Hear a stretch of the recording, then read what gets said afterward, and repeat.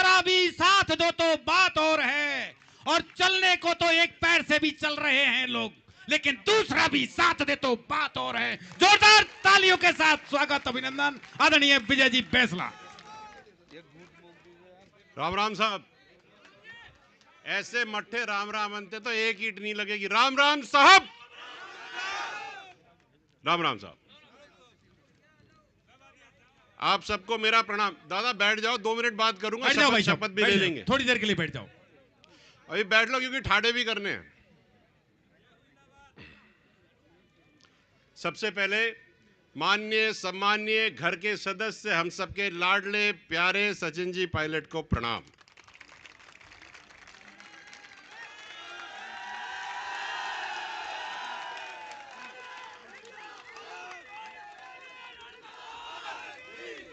मजा नहीं आया? थोड़ा और जोर से। अब बस बस बस बस बस।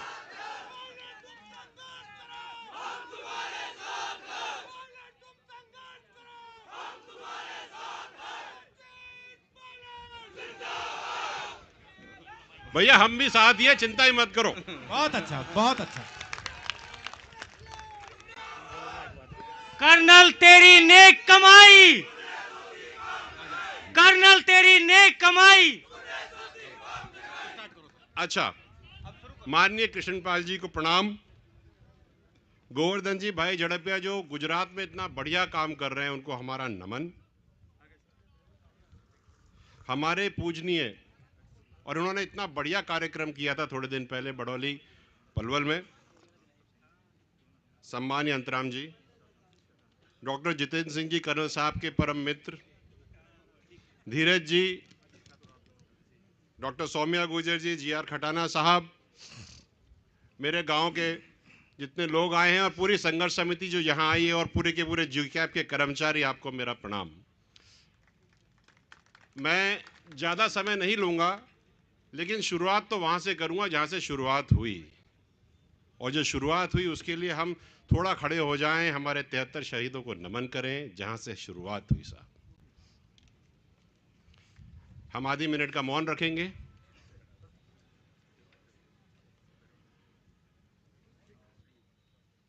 ओम।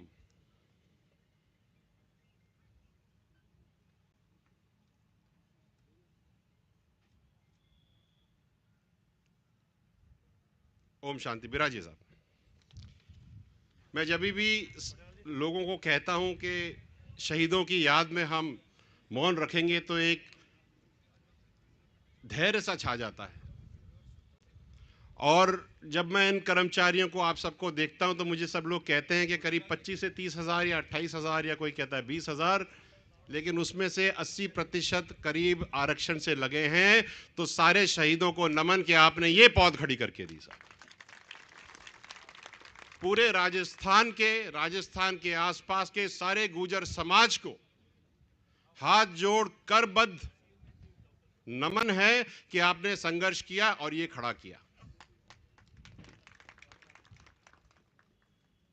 मेरे पास बहुत सारी बातें हैं करने के लिए, लेकिन एक बात मैं शुरुआत में करना चाहूंगा। शुरुआती जात और शुरुआती बात, मैं नमन करना चाहूंगा स्वर्गीय राजेश पायलट जी को, जिन्होंने राजनीति की अलख गुर्जर समाज में जगाई। अगर आज उन्होंने इस तरह से ये अलख नहीं जगाई होती तो ये सब यहां नहीं होता। मैं ठोक के कह सकता हूं इस बात को।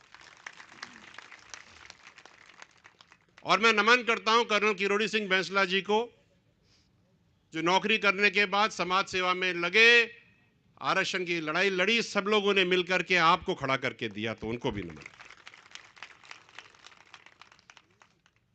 जीकैप की कार्यकारिणी को जितना धन्यवाद दिया जाए उतना कम है, क्योंकि आपने सबसे पहले तो ऐसी मौके की जगह पकड़ी दादा, कोई किसी को मिलती नहीं है। तो कृष्णपाल जी जो कह रहे थे, सही कह रहे थे, करो तो करो, नहीं तो खाल उधेड़ लेंगे, और अभी तो जमीन उधेड़ी है। देखो मेरे पास पैसे वैसे तो है नहीं दादा, लेकिन 2-4 ईंटें मैं भी लगा लूंगा। आप लोगों ने बहुत काम किया, जहां पर भी मैं जाता हूं। सही कहा किसी ने कि जब हम अस्पताल में पहले जाया करते थे, आज से 10 से 11 साल पहले, तो गूजर डॉक्टर मिलते नहीं थे। आज तो घुसते हो तो बचते नहीं हैं। जहां जाओ, चाहे बायोकेमिस्ट्री में चले जाओ, रात को 2 बजे भी किसी का कोई मरीज अगर आता है तो अगर हम फोन कर देते तो कोई ना कोई गूजर अधिकारी, कर्मचारी, डॉक्टर, नर्स वहां होता है। ये आपकी जीत है। और किशनपाल जी से मेरा एक निवेदन है, नमन है, रिक्वेस्ट भी है कि जिस तरह से देवनारायण योजना राजस्थान में चल रही है, बाकी सारे स्टेट्स में भी चलाओ, आरक्षण मत दो, लोगों को पढ़ाओ। अगर वहां पर स्कूल बनेंगे, अगर हरियाणा में स्कूल बनते हैं गुजरों के लिए, अगर यूपी में बनते हैं, उत्तराखंड में बनते हैं, तो कोई देर वो दिन नहीं है जब हमको आरक्षण की जरूरत ही नहीं पड़ी, लिख करके हम निकल जाएंगे आगे। हमको आगे पढ़ाना है और आगे बढ़ाना है। आपको खुशी की एक बात बता दूं, कुंभ चल रहा है साहब, और मेरे ख्याल से पहली बार एक जगह मिली है गुजर समाज को जहां पे देवनारायण भगवान की पताका लगती है और वहां पे आप जाकर के बैठ सकते हो। प्रण हमने लिया था बहुत साल, 3-4 साल पहले, कि ये अखाड़ा देवनारायण भगवान का भी लगना चाहिए, तो लगेगा। शुरुआत हो गई है। आप सबको बहुत बहुत शुभकामनाएं। यहां पर गुर्जर आरक्षण संघर्ष समिति के भी लोग हैं, उनको मैं धन्यवाद देना चाहता हूं कि अपनी जेब से खर्चा करके, समय निकाल के, परिवार को छोड़ करके आज संघर्ष में लगे हुए हैं। और एक संघर्ष अभी बाकी है, और बाकी संघर्ष सारे राजनेताओं से जो बैठे हैं, हमारे घर परिवार के ही सारे के सारे हैं, उनसे एक निवेदन है, हाथ जोड़ करबद्ध कुछ भी मान लीजिए कि आरक्षण को नवी सूची में लगवा दीजिए साहब। क्योंकि अगर गलती से कहीं अटक गई सुई तो 80% जो आ रहे हैं वो महाराज नहीं आएंगे। और जिस छाती को हम चौड़ा करके बैठे हैं ना, वो छाती में थोड़ी सी दबदबाहट हो जाएगी। देखो, बात तो कड़वी है, करनी पड़ेगी, समाज का मंच है, बात तो करनी पड़ेगी। और बात करते करते एक बात और है कि हम पिछले करीब 2-1 महीने से एक कार्यक्रम चला रहे हैं पूरे राजस्थान में, बोल गुजर मन की बात। तो गांव में जाते हैं और हम लोग बोलते हैं, भैया बैठ जाएंगे, हम सुनेंगे, तू बोल क्या सुनना है, क्योंकि ज़्यादातर तो हम लोग भाषण देते हैं, वो सुनते हैं। इस बार हम वहाँ जाते हैं और वो कहते हैं और हम सुनते हैं। और हर जगह से एक ही बात आती है कि दादा, अभी हमारे बच्चे छोटे हैं, 10वीं में पढ़ रहे हैं, 9वीं अनुसूची लगवा दो, ऐसा ना हो कि जब वो नौकरी के टाइम पे आए तो आरक्षण ही चला जाए। तो इस पे हमको विचार करना चाहिए।